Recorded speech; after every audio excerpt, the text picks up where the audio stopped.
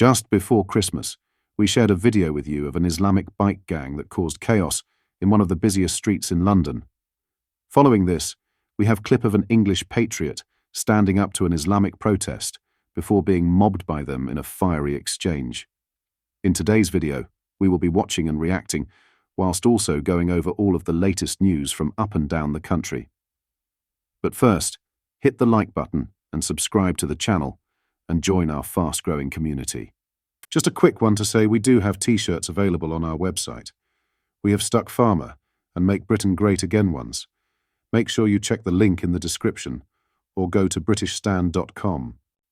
The topic of the Prophet Muhammad's marriage to Aisha is one that has been discussed and debated for centuries, both within and outside Islamic circles. Historical accounts suggest that Aisha was very young at the time of her marriage, with some sources stating she was around 6 years old at the time of the marriage contract and approximately 9 years old when the marriage was consummated. At the time, Muhammad was in his early 50s, with estimates ranging from 50 to 53 years old.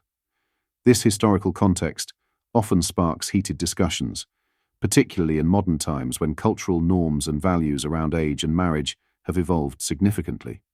Recently, the topic resurfaced in a heated confrontation in the UK.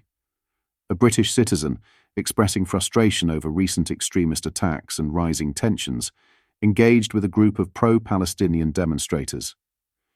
During the exchange, the individual made controversial remarks, describing Muhammad in a highly provocative manner. This led to an immediate and intense reaction from some members of the group, escalating into a physical altercation. Have a watch of this. Prophet Muhammad was 50 or 53 years old when he sexually penetrated Aisha. No.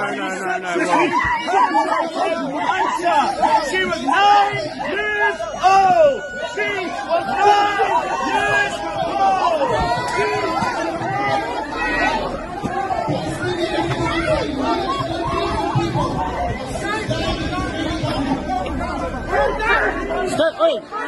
Step away, lad. You're better than him.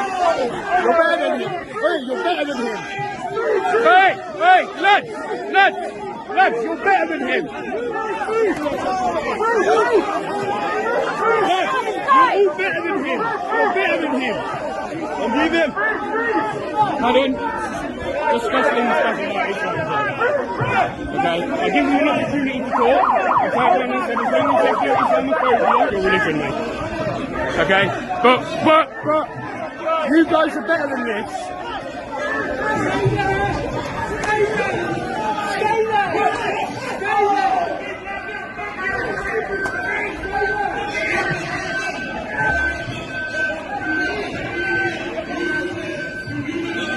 That wasn't exactly a clever move, mate, was it? It was a very clever move. You really think so? Later, the individual involved in the incident was taken into police custody and transported to an undisclosed location in an effort to defuse the escalating tensions.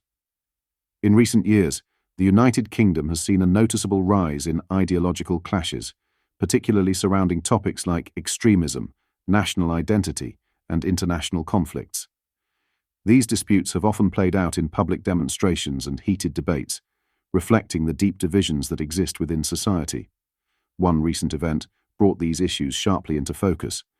It involved a British citizen expressing strong nationalist sentiments, a group of pro-Palestinian protesters, and emotionally charged rhetoric. The confrontation highlighted the growing divide on topics related to the Middle East and their impact on the UK's multicultural landscape. On Christmas, this was a clip of an Islamic bike gang causing chaos in the city. Have a watch of this.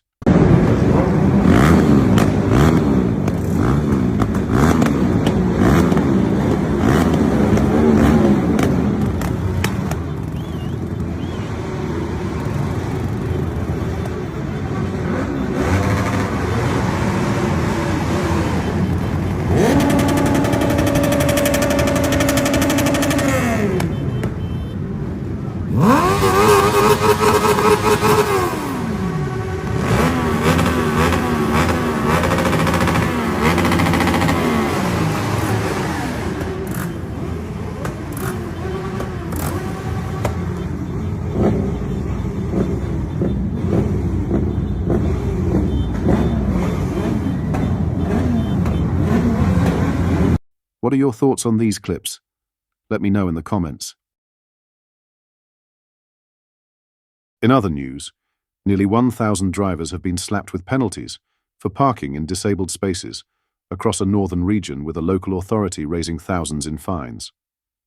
Cumberland Council has begun cracking down on motorists who park in designated disabled parking spaces without displaying a valid blue badge. The crackdown spans both on-street parking zones and car parks throughout the region and hopes to act as a deterrent for future misuse. The need for tougher measures comes after many disabled residents have been left stranded after the dedicated parking spaces get snatched by drivers. The majority of fines were issued for on-street parking violations, with 981 penalty charge notices given out, according to a Freedom of Information report. A further 210 fines were handed out for off-street parking offences in car parks, which brought in £6,615 in fines. In Cumberland, motorists caught parking illegally in a disabled bay face a penalty charge of £70, although this can be reduced to £35 if paid within 14 days. But for drivers found misusing a blue badge face more severe penalties, with fines of up to £1,000 possible if reported to Cumberland Council.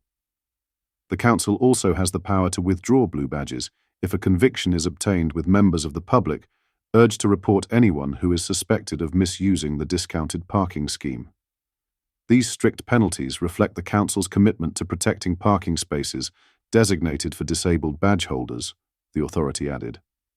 The FOI detailed how in Carlisle alone, £265,840 in fines have been collected since April 2023, with £107,055 coming from the 10 most ticketed streets.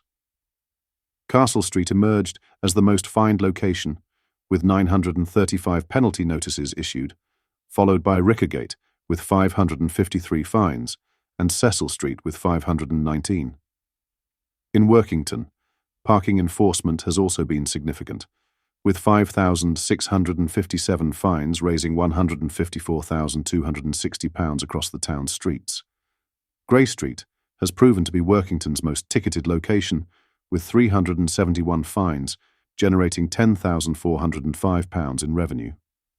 The council said, "We take these offences very seriously and will continue to be vigilant in making our checks with a view to stamping out misuse." Abuse and fraudulent use of blue badges undermines public confidence in the scheme and means that fewer spaces are available for those using their valid badges correctly. Earlier this month, Prime Minister Keir Starmer pledged to address the number of blue badge thefts and misuse happening across the country. He told the Commons, "Look, theft of a blue badge is appalling. Depriving people of their independence and ability to travel with confidence has a real human impact every single time, and that's why we're working closely with local authorities to help them tackle fraud and misuse."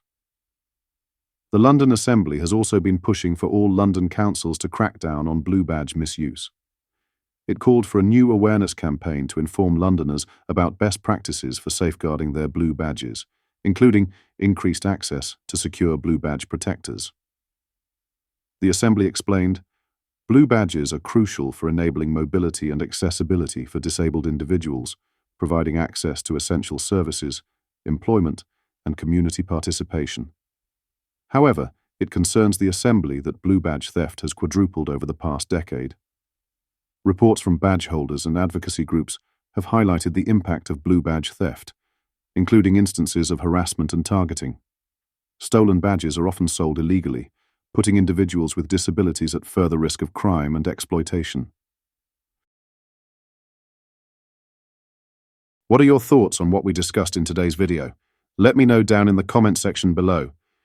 If you've not yet already, make sure you do drop a like on this video and subscribe to the channel for more British content. Thank you. Take care. Goodbye.